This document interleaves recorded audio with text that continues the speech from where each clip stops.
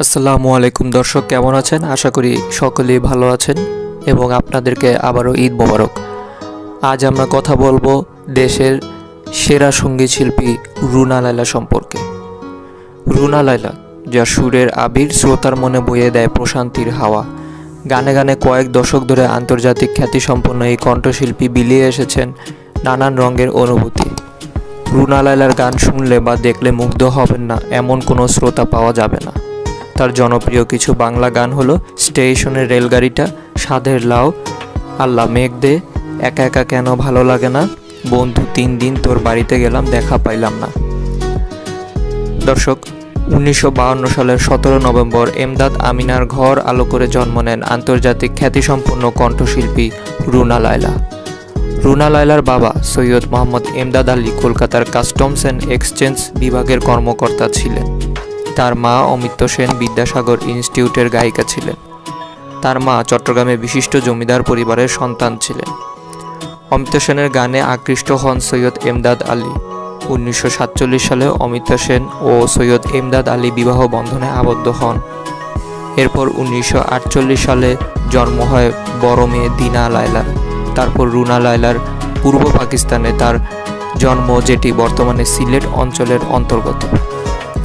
তবে রুনা লায়লার পিতার পৈতৃক নিবাস হচ্ছে রাজশাহী।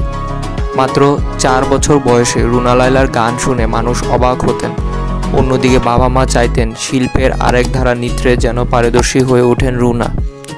তাই করাচির বুলবুল একাডেমি অফ ফাইনাল আর্টসে কথক ও ভারতনাট্যম শেখেন রুনার 4 বছর বয়সে। নাচে প্রাতিষ্ঠানিক শিক্ষা নিলেও রুনার মন থাকতো গানে। তাই বড় বোন যখন আব্দুল কাদেরের কাছে গান শিখতে যাইতেন, তখন 5 বছরের ছোট রুনা গান শুনতেন এবং গান গাওয়ার চেষ্টা করতেন। রুনা নিজে নিজে গান গাওয়ার চেষ্টা করতেন সব সময়। শুরু হলো রুনার গানের জীবন।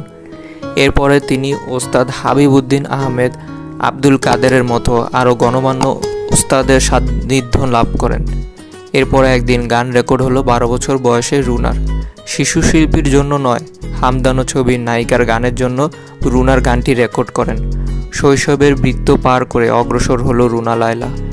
এরপর প্রায় 10 বছর ধরে পাকিস্তানি গানে রুনা লায়লা ছিলেন এক লাস্যময়ী ঝংকার। তিনি অপরিহার্য হয়ে ওঠেন ছায়াছবির গানের জগতে। তার এই জয়যাত্রা শুরু হতে লাগলো 1968 সাল থেকে। 1970 সালে তিনি 3টি পুরস্কার পান: গ্র্যাজুয়েট, নিগার ও ফিল্ম ক্রিটিক্স অ্যাওয়ার্ড। আঞ্জুমান ছবির গানের জন্য তিনি এই পুরস্কার পান। এত গান আর রেকর্ডের পরও তিনি ছাড়েননি শিক্ষা জীবন। 1970 সালে তার গানের সংখ্যা ছাড়িয়ে যায় 12,000-এরও বেশি। 1968 সালে তিনি এসএসসি পরীক্ষায় প্রথম বিভাগে উত্তীর্ণ হন। এছাড়াও তার 11টি ভাষার গান আছে। এরপর বের হয় পরপর 6টি এলপি, সবগুলোই অসম্ভব হিট হয়। প্রথম দ্য টিন এজ প্রডিজি 12টি ছায়াছবির গান নিয়ে। এর পরের ভলিউম রচনা রুনা লায়লাতেও 12টি ছায়াছবির গান, আর তৃতীয় সিনসিয়ারলি 10টি গান দিয়ে।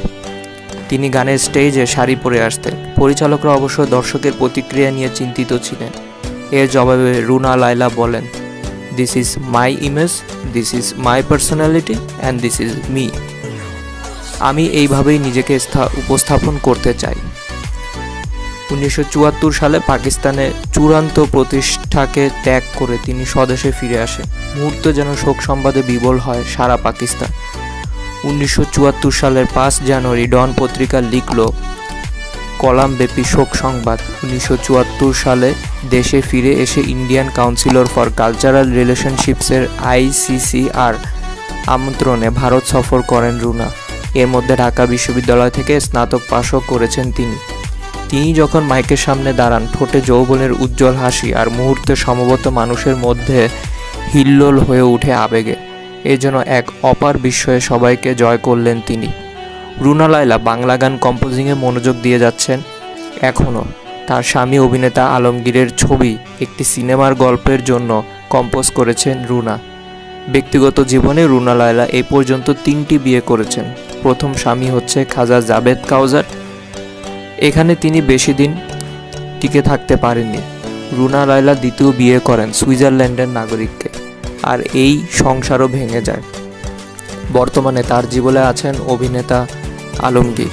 এই পর্যন্ত তিনি 18টি ভাষায় 10,000-এর মতো গান গেয়েছেন, কনসার্ট করেছেন medicine square, Sydney Opera house সহ যুক্তরাজ্য, সংযুক্ত আরব আমিরাত, Malaysia, Netherland, Singapore, Japan, Sweden, Russia সহ এমন এমন জায়গায় গান গেয়েছেন তিনি, সেখানে এখনকার সঙ্গীত শিল্পীরা স্বপ্ন দেখেন।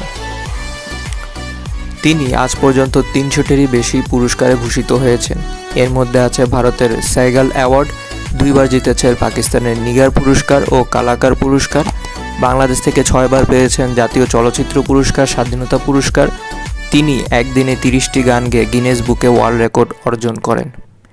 একজন কণ্ঠশিল্পী ব্যক্তিগত জীবনে এত যে গান গাইতে পারেন এমনটা হয়তো দ্বিতীয় কোনো শিল্পী আর পাওয়া যাবে না।